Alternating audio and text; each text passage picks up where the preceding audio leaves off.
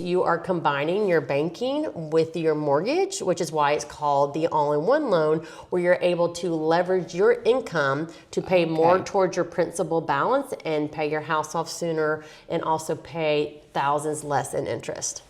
What exactly does that mean there? So the way it works is you end up opening up a checking account that is attached to your mortgage. Okay. As funny as that sounds. And it's a regular checking account. It's FDIC insured. You have a debit card, you have checks, you have online banking. But let me ask you a question. So let's say you bank at Pink Bank. Okay, we're just gonna make up a bank, and you work at Pink Bank. You would say that you have a checking account and a savings account, correct? Well, technically you don't have an account. You have a ledger.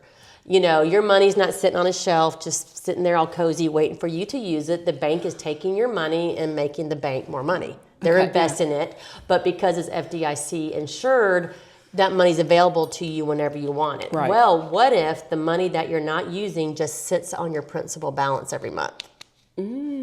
So that's the way that we look at it is, you know, you're taking your income, and every month you are applying it towards your principal balance, but you still have access to it. But that money that's left over every month, instead of just sitting in a bank account not making any money, is just compounding against your interest over and over again. And so every month your interest payments actually are going down because your principal is going down.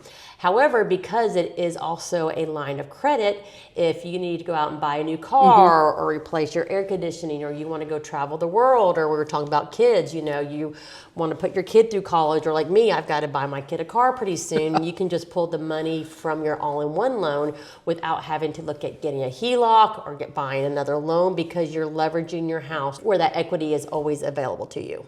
Okay, so I could still have another checking account sitting aside for my play money or whatever I wanted to use. Yes. And Yes, you don't have to only have this one account. Now, I would recommend only using this one account, and the reason why.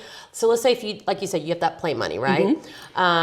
So if somebody was to get paid on the first every month, let's just make up a number, and they made $10,000 a month, and their bills after everything, let's say, is $7,000, including after gas and food, and they have an extra $3,000 left over, and $1,000 of that is play money. You know, most people aren't just going to take that $1,000 and blow it right away. Right? Well, with the all-in-one loan, the interest is calculated daily. So if you got paid today, but then next Friday you and I were going out and doing a girls' night, and you have that money set aside, well, that girls' night money could be sitting on your principal for a week. To where, and because remember, interest is going to be calculated daily, and so that's actually going to help you pay less interest on your house until you need it. So that money is sitting there, and it is actually saving you money and being credited towards your principal.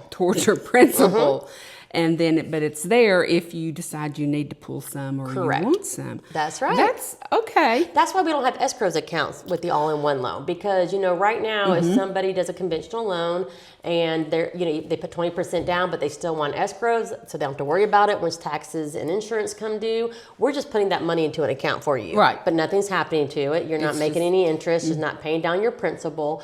Well, we'd rather you take your taxes and insurance, let it sit on your principal until it's time to pay it in December or October or whenever your taxes are due.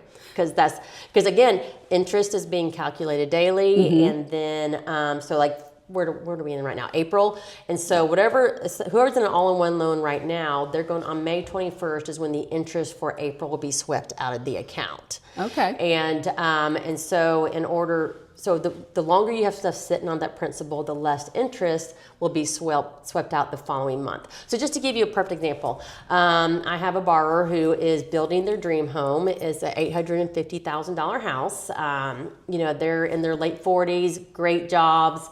And, you know, we did it because we do have an all-in-one simulator.